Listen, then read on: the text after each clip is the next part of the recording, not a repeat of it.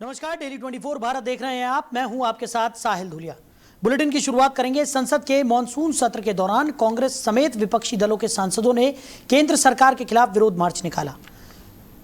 लोकसभा में नेता प्रतिपक्ष राहुल गांधी, कांग्रेस अध्यक्ष मल्लिकार्जुन खड़गे, सांसद प्रियंका गांधी वाड्रा और अन्य विपक्षी नेता प्रेरणा स्थल स्थित गांधी प्रतिमा से मकर द्वार तक पैदल मार्च करते हुए पहुंचे। विपक्षी सांसदों ने 20 जुलाई को छात्रों पर कथित पुलिस कार्रवाई का विरोध किया। इसके साथ ही उन्होंने अयोध्या राम मंदिर के लिए मिले चंदे में कथित गड़बड़ी के आरोप और अन्य मुद्दों को लेकर भी केंद्र सरकार के खिलाफ प्रदर्शन किया। मार्च के दौरान विपक्षी सांसदों ने सरकार के खिलाफ नारे लगाए और इन मामलों की निष्पक्ष जांच की मांग की। विपक्ष का कहना है कि प्रदर्शनकारियों के साथ पुलिस का रवैया उचित नहीं था और अयोध्या राम मंदिर चंदे से जुड़े आरोपों की भी निष्पक्ष जांच होनी चाहिए। वहीं इस पूरे विरोध प्रदर्शन के बीच संसद परिसर में सुरक्षा व्यवस्था कड़ी रही। विपक्षी दल इन मुद्दों को संसद के भीतर और बाहर लगातार उठाने की बात कर रहे हैं। इस दौरान कांग्रेस सांसद प्रियंका गांधी वाड्रा ने कहा कि जो लोग सरकारी पदों पर हैं उनकी जनता के प्रति कुछ जिम्मेदारियां होती है। ये लोकतंत्र है, तानाशाही नहीं। ये किसी का शाही दरबार नहीं है। इसलिए अगर ऐसी घटनाएं हुई हैं, बच्चों पर गोलियां चलाई गई हैं, पैलेट गन का इस्तेमाल हुआ है, आंसू गैस के गोले छोड़े गए हैं या लाठीचार्ज का आदेश दिया गया है, तो किसी न किसी को तो जिम्मेदार ठहराया ही जाना चाहिए। किसी ने तो वो आदेश दिए होंगे और उन्हें ही जिम्मेदारी लेनी चाहिए कि जो पद पर आसीन है उसकी कुछ जनता के प्रति जिम्मेदारियां होती हैं। ये लोकतंत्र है, तानाशाही नहीं है, ये किसी का राज दरबार नहीं है। तो अगर कुछ हुआ है, बच्चों पर गोलियां चली हैं, पैलेट गन चलाई गई हैं, क्या नाम है वो, टीयर गैसिंग हुई है, लाठी चार्ज हुआ है, तो किसी की जिम्मेदारी है ना, किसी ने तो ऑर्डर दिया होगा। तो जिम्मेदारी लें अपनी। यही परंपरा रही है इस देश की कि जो पद पर आसीन है उसकी कुछ जनता के प्रति जिम्मेदारियां होती हैं। ये लोकतंत्र है, तानाशाही नहीं है, ये किसी का राज दरबार नहीं है। तो अगर कुछ हुआ है, बच्चों पर गोलियां चली हैं, पैलेट गन चलाई गई हैं, क्या नाम है वो, टीयर गैसिंग हुई है, लाठी चार्ज हुआ है, तो किसी की जिम्मेदारी है ना, किसी ने तो ऑर्डर दिया होगा। तो जिम्मेदारी लें अपनी। यही परंपरा रही है इस देश की कि जो पद पर प्रियंका गांधी ने सरकार पर सीधा निशाना साधा। विपक्षी सांसदों का संसद परिसर में विरोध मार्च देखने को मिला।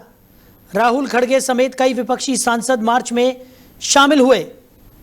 कई मुद्दों पर विपक्ष ने सरकार को घेरा। वहीं लोकसभा में नेता प्रतिपक्ष राहुल गांधी ने संसदीय कार्य मंत्री किरण रिजिजू को अल्टीमेटम दिया है कि जब तक गृह मंत्री अमित शाह छात्रों पर पुलिस कार्रवाई पर बयान नहीं देते और राम मंदिर चंदा चोरी पर चर्चा नहीं होती, तब तक विपक्ष सदन नहीं चलने देगा।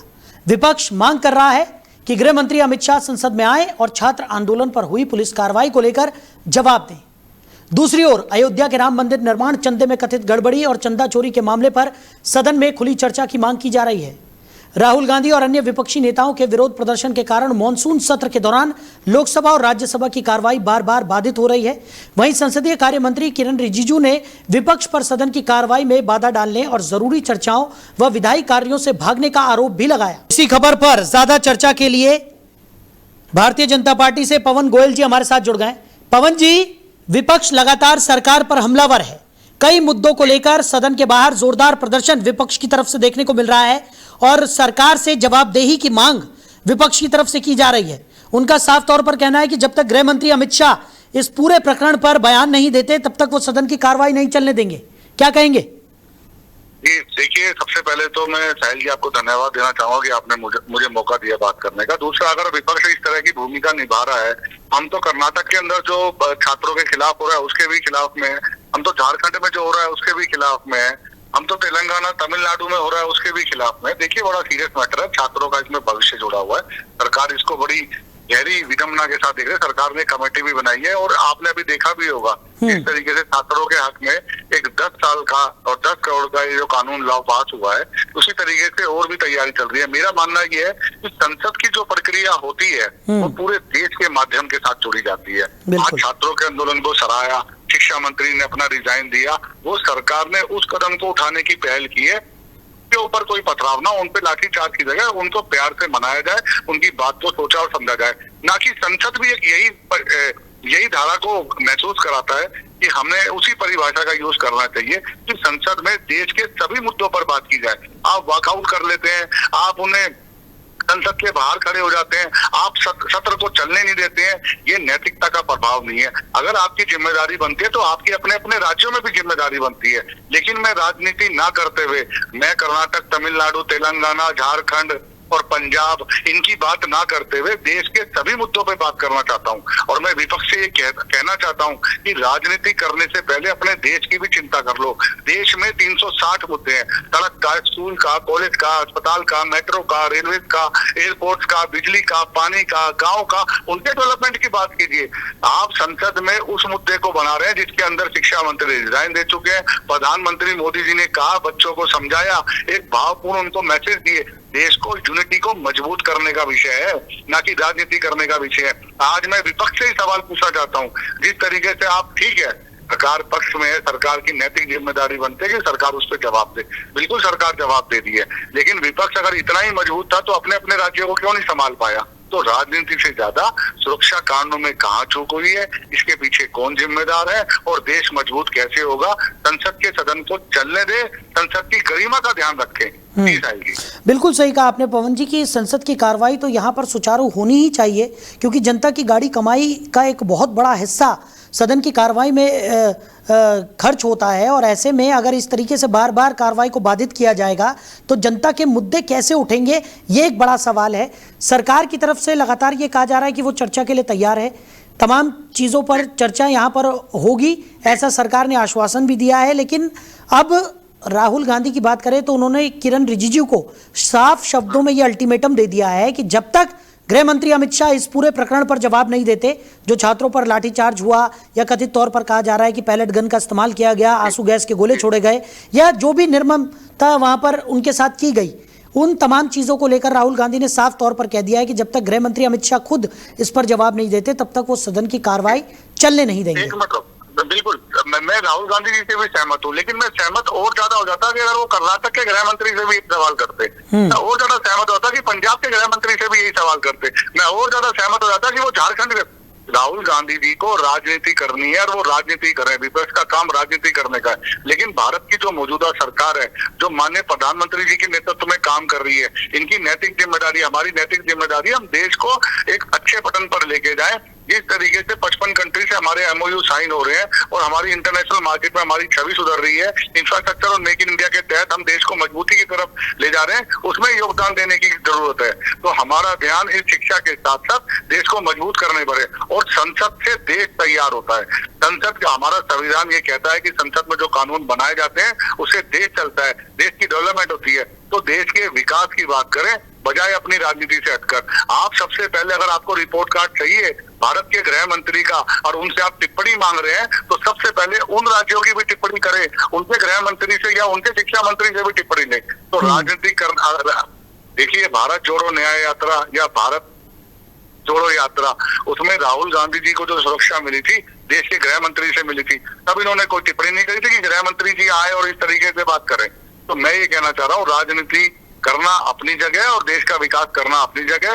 भारत की सरकार बिल्कुल, अगर 140 करोड़ 150 करोड़ लोग देशवासियों ने भारतीय जनता पार्टी की सरकार को चुना है, तो हम तो डेवलपमेंट के मुद्दे पे बात करते रहेंगे। सरकार बिल्कुल तैयार है चर्चा पे, हर किसी मुद्दे पे, चाहे वो शिक्षा का हो, चाहे वो रोजगार का हो, चाहे इंफ्रास्ट्रक्चर का हो। तो वॉकआउट करने से, काली पट्टी बांधने से और संसद के बाहर खड़े होकर नारे लगाने से कुछ नहीं होगा।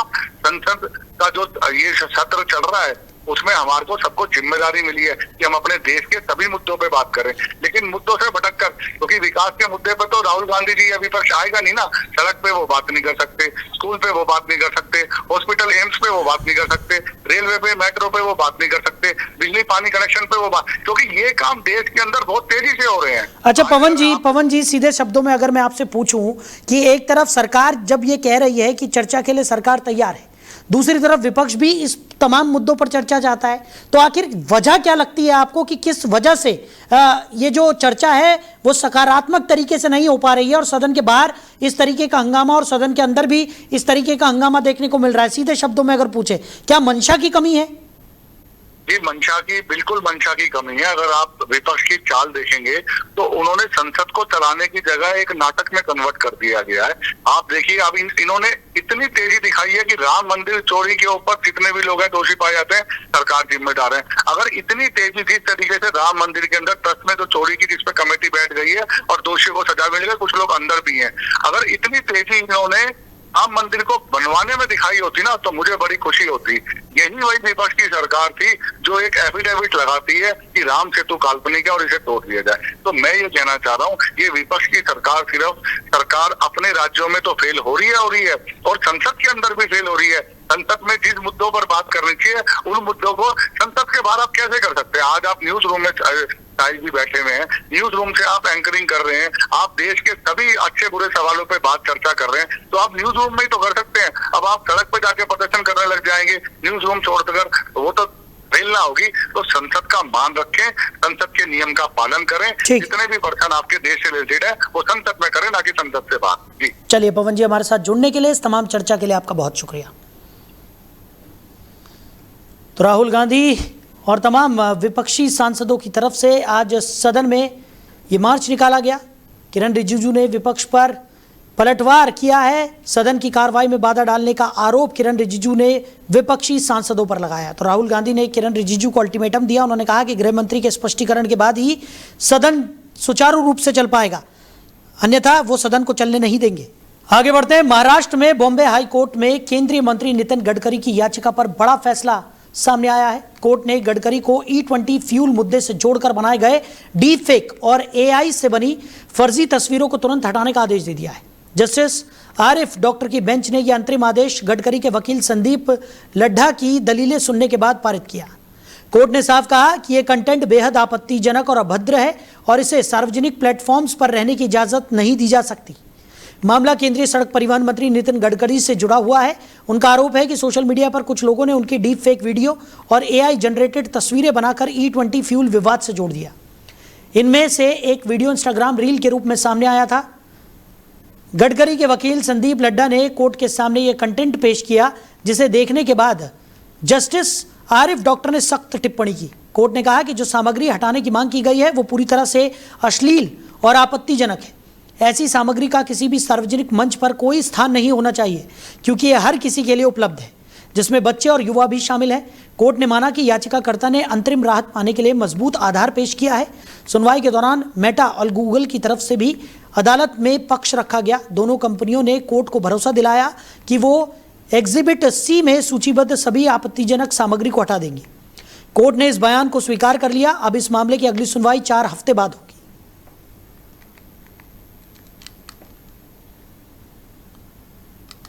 तो E20 विवाद को लेकर बॉम्बे हाई कोर्ट में यह सुनवाई हुई और इस सुनवाई के बाद नितिन गडकरी को बड़ी राहत मिलती हुई नजर आई है।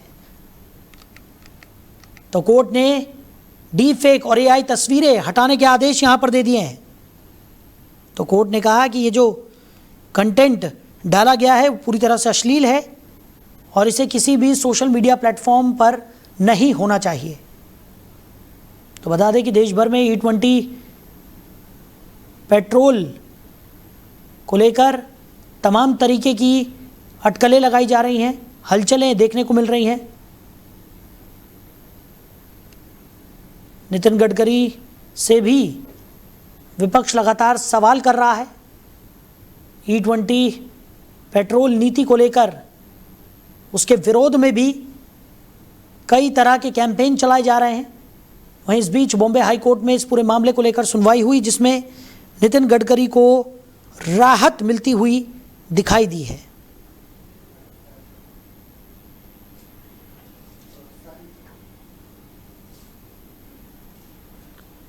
तो E20 पेट्रोल नीति मामले में नितिन गडकरी को बॉम्बे हाई कोर्ट से ये बड़ी राहत मिली है। और इसी खबर पर ज़्यादा चर्चा के लिए राजनीतिक विश्लेषक अमित तिवारी जी हमारे साथ जुड़ गए। अमित जी, नितिन गडकरी को बॉम्बे हाई कोर्ट से ये बड़ी राहत मिल गई है। E20 पेट्रोल नीति को लेकर पूरे देश भर में हम देख रहे हैं कि विपक्षियों की तरफ से अलग अलग तरीके के कैंपेन भी चलाए जा रहे हैं। नितिन गडकरी से सवाल किया जा रहा है। कई जगहों पर तो नितिन गडकरी के इस्तीफे की मांग भी यहाँ पर की गई। लेकिन बॉम्बे हाई कोर्ट में जब सुनवाई हुई तो एक बड़ी राहत यहां पर नितिन गडकरी को मिली है, कैसे देख रहे हैं?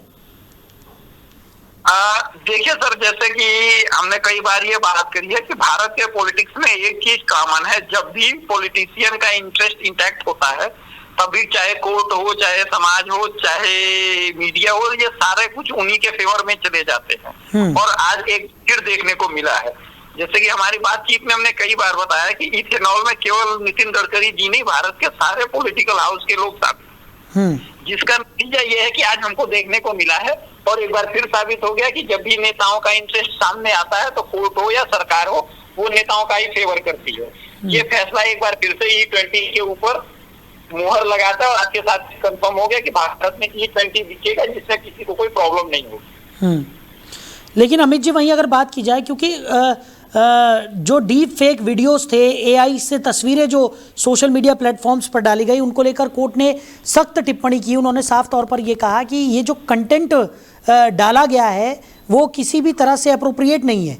यानी क्योंकि सोशल मीडिया पर बच्चों से लेकर युवाओं से लेकर बुजुर्ग तक हर उम्र के लोग हैं, और ऐसे में इस तरीके के डीप फेक वीडियोस और AI तस्वीरें हटाना बेहद ज़रूरी हो जाता है। इस पर क्या कहेंगे आप? देखिए, एक बात समझने की कोशिश कीजिए कि अगर भारत में 10,000 लीटर भी petrol ethanol per day E20 petrol use होने लगा बैरल्स में, तो आप सोचिए ना कि जो ऑयल माफिया हैं या टैंकर माफिया, उनका कितना नुकसान होने वाला है। ठीक है, क्योंकि भारत में शांति बन रही है, भारत डेवलप हो रहा है, तो भारत के जो ऑपोजिशन के लोग हैं ये नहीं चाहते कि जो उनका 12-13% का वोट बैंक मदरसों के थ्रू गवर्न होता है, जिनको वो एक फोन पे वो जहां चाहे में मूव कर लेते हैं, उसके ऊपर कोई इम्पैक्ट पड़े। लेकिन सरकार का और ये कोर्ट का डिसीजन है, और ये हमें मानना होगा। भारत में पहली बार ऐसा हुआ है कि भारत के जनता का पैसा भारत के किसानों के पास जाएगा, जो बहुत बड़ी उपलब्धि है। इसमें बार बार ये बात देखने की है कि इथेनॉल की जो कंपनियां, उसमें सारे बड़े लोग, मतलब पॉलिटिकल घराने के ही लोग हैं, लेकिन फिर भी इस बात की खुशी है कि भारत का पैसा भारत में जाएगा।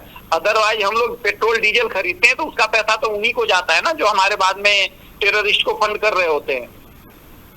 जी बिल्कुल। अब ये पदार्थों पे लगाम लगाने का बहुत बड़ा उपाय है, और जिससे ये मान के रखिए कि आने वाले समय में आप देखेंगे कि जो इस्लामिक इन्वेजन है वो भारत में रुकेगा और लोग घर वापसी की तरफ जल्दी से जल्दी वापसी करेंगे। चलिए अमित जी, हमारे साथ जुड़ने के लिए, इस तमाम चर्चा के लिए आपका बहुत शुक्रिया। तो E20 पेट्रोल नीति को लेकर नितिन गडकरी को बॉम्बे हाई कोर्ट से ये बड़ी राहत मिली है। कोर्ट ने डीप फेक और AI तस्वीरें हटाने के आदेश यहां पर दे दिए हैं। मामले में अगली सुनवाई अब 4 हफ्ते के बाद होगी, लेकिन फिलहाल नितिन गडकरी के लिए इसे बड़ी राहत के तौर पर। वहीं उत्तर प्रदेश विधानसभा का मॉनसून सत्र चल रहा है। राम मंदिर के चंदा और चढ़ावा चोरी के मामले को लेकर सपा विधानसभा में चर्चा चाहती है, जिसके लिए 3 दिनों से सड़क से सदन तक हंगामा कर रही है। बुधवार को विधानसभा की कार्रवाई जैसे ही शुरू हुई, विधानसभा के अध्यक्ष सतीश महाना काफी आहत दिखे। अपने सियासी जीवन को लेकर बड़ा ऐलान उन्होंने कर दिया। वो इतने आहत थे कि उन्होंने कहा कि उनके राजनीतिक जीवन का अंतिम सत्र चल रहा है। इतना ही नहीं, सतीश महाना ने दोबारा जोर देकर कहा कि सियासी जीवन के आखिरी दौर में हूं। यूपी विधानसभा के मानसून सत्र के दूसरे दिन सपा विधायकों ने चंदा चोर गद्दी छोड़ के नारे लगाए, जिसे लेकर काफी हंगामा हुआ। सपा विधायकों और विधानसभा अध्यक्ष सतीश महाना के बीच तीखी बहस भी देखने को मिली। सपा नेताओं के नारों और आरोपों पर सतीश महाना ने सपा विधायक सचिन यादव को सदन से पूरे सत्र के लिए निष्कासित कर दिया था। इसके बाद सचिन यादव सहित सपा के कई विधायक धरने पर बैठ गए। वहीं विधानसभा स्पीकर सतीश महाना ने मंगलवार को कार्रवाई पर कहा कि अगर उनसे किसी को तकलीफ हुई हो तो वो क्षमा चाहते हैं। उन्होंने कहा कि उनके जीवन का आखिरी सत्र चल रहा है। स्पीकर ने कहा कि मैं पिछले 4 साल में जैसे काम कर रहा था कि सदन की तस्वीरें बेहतर हूं, मुझे पहले ही इसकी पीड़ा है। विपक्ष का काम है मुद्दा उठाना और सरकार का काम है उसे सुनना। पिछले 4 साल में मेरी कोशिश रही कि विधानसभा के सदन की गरिमा बरकरार रहे। मैंने ये इंगित किया है कि सदन में डॉक्टर, इंजीनियर चुनकर आए। प्रदेश के मुख्यमंत्री का सम्मान करना यह हम सबका काम है। पार्टी से ऊपर उठकर सम्मान करना चाहिए, लेकिन कल जो हुआ उससे दुखी और निराशा हुई। सतीश महाना ने कहा कि कल मेरे मना करने के बावजूद सोशल मीडिया पर सदन की कार्रवाई की फोटो खींचकर डाली गई। वीडियो डालना यह ठीक नहीं है। अखिलेश यादव सीएम थे, 2 विधानसभा के सदस्यों ने कपड़े उतार दिए थे। मैंने उसी समय कहा था उस दिन कि पूरे 403 सदस्यों के कपड़े उतरे हैं। मैं अपने बारे में सोचूंगा कि मैं इस पोस्ट के लायक हूं या नहीं, जल्द बताऊंगा।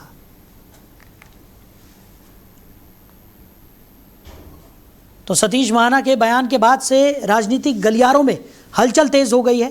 सभी के जहन में ये सवाल है कि क्या सतीश महाना इतने आहत हो गए हैं कि वो रिटायर हो जाएंगे। सदन में राम मंदिर चंदा चोरी के मुद्दे पर जोरदार हंगामा देखने को मिल रहा है।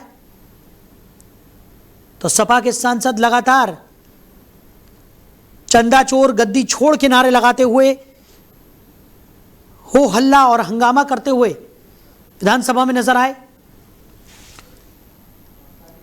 और सपा विधायकों के प्रदर्शन से और हंगामे से सतीश महाना आहत हो गए। तो इसी खबर पर ज्यादा चर्चा के लिए पॉलिटिकल एक्सपर्ट नवीन दुबे जी हमारे साथ जुड़ गए। नवीन जी, बहुत स्वागत है आपका। जी धन्यवाद साहिल जी। नवीन जी, हम देख रहे हैं उत्तर प्रदेश में विधानसभा का मॉनसून सत्र जारी है और समाजवादी पार्टी की तरफ से लगातार हंगामा किया जा रहा है। आज तो सतीश महाना इतने आहत नजर आए कि उन्होंने कहीं ना कहीं ये तक कह दिया कि वो इस बारे में विचार करेंगे कि जिस पोस्ट पर वो हैं उसके वो लायक भी हैं या नहीं। कैसे देख रहे हैं आप इस बयान को? नहीं, देखिए ऐसा है कि सतीश महाना जी की पीड़ा अपनी जगह बिल्कुल जायज है। उनके साथ मजबूरी ये है कि वो जिस पद पर है वो पद निष्पक्षता का आचरण करता है, लेकिन सत्ता का एक ऐसा दबाव उनके ऊपर है कि वो निष्पक्ष आचरण नहीं कर पा रहे हैं, इसीलिए वो आहत है। उनके ऊपर दबाव है काफी। अब इससे देखिए, अगर विपक्ष के विधायक ये मांग कर रहे हैं कि चंदा चोरी पर चर्चा हो तो दिक्कत तो हो रही, सरकार को होनी चाहिए ना चर्चा, उसमें दिक्कत कहाँ है। और स्पीकर साहब के ऊपर ये दबाव है जो चाहकर भी चर्चा नहीं करा पा रहे हैं, लिहाजा उन्होंने ये तक कह दिया कि हम अपना पद छोड़ना चाहते हैं, छोड़ देंगे अगर यही स्थितियां नहीं तो क्या करेंगे। पुराने सीनियर और लगभग 8 बार के विधायक रहे हैं सतीश महाना जी, वरिष्ठ भाजपा के नेता हैं, और वो जिस तरीके का आचरण करना चाहते हैं उनको रोका जा रहा है। ये स्थितियां लग रही है। अदरवाइज आप इससे देखिए, ऐसा तो है नहीं कि विपक्ष को पहली बार हंगामा कर रहा है।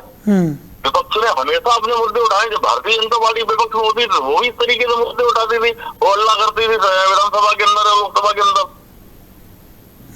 ये स्थितियां तो हमेशा रही है, कोई नई चीज तो है नहीं है। और श्री राम मंदिर में चंदा चोरी का जो मामला साहिल जी है वो बड़ा मामला है जी। और ऐसे मामले के अंदर जब ये चीज सामने आ रही है तो निश्चित तौर पर सरकार की जिम्मेदारी बनती है और स्पीकर साहब की जिम्मेदारी बनती है कि उस पर चर्चा कराएं। उत्तर प्रदेश से जुड़ा हुआ मामला है, लखनऊ से अयोध्या मात्र 100-110 किलोमीटर की दूरी पर है, वहाँ चंदा चोरी हुई है। अगर विधायक विपक्ष की चाह रहे कि इस पर चर्चा हो तो गलत क्या है। लेकिन नवीन जी, एक तरफ सत्ता पक्ष की तरफ से ये कहा जा रहा है कि विपक्ष का मकसद जो है वो सिर्फ हो हल्ला करना है। चर्चा अगर चाहते हैं तो सदन के अंदर तरीके से इस पूरे मामले पर चर्चा हो, उसके लिए सत्ता पक्ष भी तैयार है। लेकिन विपक्ष जिस तरीके से हंगामा कर रहा है, कल भी हमने देखा किस तरीके से हो हल्ला समाजवादी पार्टी के विधायकों की तरफ से किया गया, और फिर उसके बाद जब उनके एक विधायक को यहाँ पर पूरे सत्र के लिए निष्कासित किया गया, उसके बाद कई विधायक जो हैं वो धरने पर बैठ गए, वीडियो बनाया गया, उसको सोशल मीडिया पर रिलीज भी कर दिया गया, जबकि सतीश महाना ने इसके लिए साफ तौर पर मना किया था। इन तमाम चीज़ों से वो आहत होकर ये कहते हुए नजर आ रहे हैं कि हंगामा पहले भी हुआ करता था, लेकिन इस तरीके से सदन की गरिमा को तार तार कर देना ये ठीक नहीं है। नहीं, सदन चलाना जिम्मेदारी जी जो होती है वो सत्ता पक्ष की होती है, पहली बात जी। दूसरी चीज, अब जब से योगी जी की सरकार आई है विधानसभा के सत्र 4 दिन, 5 दिन, 3 दिन, 6 दिन ऐसे होने लगे हैं। आप या तो सत्र रखते लंबा, 10 दिन का सत्र रखते, कोई दिक्कत नहीं है, एक दिन फिर भी कर रहे थे, एक दिन हम श्री राम मंदिर पर चर्चा करेंगे, पूरे दिन कर लीजिए, रात को कर लीजिए, क्या दिक्कत आ जाएगी। 16 घंटे, 18 घंटे, 20 घंटे चर्चा कर लीजिए। लेकिन ऐसा नहीं है, आपने अनुपूरक बजट पेश करने के लिए सत्र बुलाया, 3 से 4 दिन के अंदर आप सत्र को निपटा के खत्म कर दें, फिर गए मामला, तो ये नहीं चलने वाला है ना। अब कहाँ विपक्ष की सुनी जा रही है, कहीं सुनी जा रही है तो बता दीजिए। मुझे तो नहीं लगता कि विपक्ष की सुनवाई कहीं इस सरकार में हो रही है। अगर सुनी जाती तो ये दिन निश्चित कर दिया जाता कि भाई एक दिन हम केवल राम मंदिर पर चर्चा करेंगे, बात को पहले कर लेंगे। अगर आपको ज्यादा जल्दबाजी है तो हम पहले कर लेते, उसमें कौन सी बड़ी बात आ जाती। तो ये सारी चीजें हैं। दूसरी चीज क्या है, ये बड़ी दुर्भाग्यपूर्ण स्थिति हो गई है कि चाहे हम लोग लोकसभा में स्पीकर का व्यवहार देखते हैं या विधानसभा में, निश्चित तौर पर मैं सतीश महाना जी के बारे में कह सकता हूँ तो उनको स्वतंत्र होकर काम नहीं करने जा रहा है वो सत्ता पक्ष के दबाव में है। तो ये स्थिति विषम है लोकतांत्रिक व्यवस्था के लिए और खासकर विधानसभा और विधान परिषद के लिए। ठीक है, चलिए नवीन जी, हमारे साथ जुड़ने के लिए, इस तमाम चर्चा के लिए आपका बहुत शुक्रिया। Thank you. तो यूपी विधानसभा में विपक्ष का जोरदार हंगामा लगातार देखने को मिल रहा है। सदन में राम मंदिर चंदा चोरी मामले को लेकर समाजवादी पार्टी के विधायक लगातार प्रदर्शन करते हुए नजर आ रहे हैं और इन्हीं सब चीज़ों के बीच सतीश महाना का जो बयान सामने आया उससे साफ तौर पर जाहिर है कि सतीश महाना काफ़ी ज़्यादा आहत हुए हैं और उन्होंने कहा कि मैं इस पद के काबिल हूँ भी या नहीं, इसके बारे में मैं सोचूंगा। अब उनके इस बयान के बाद से राजनीतिक गलियारों में हलचल तेज हो गई है। फिलहाल इस बुलेटिन में मेरे साथ इतना ही, आप बने रहिए। नमस्कार।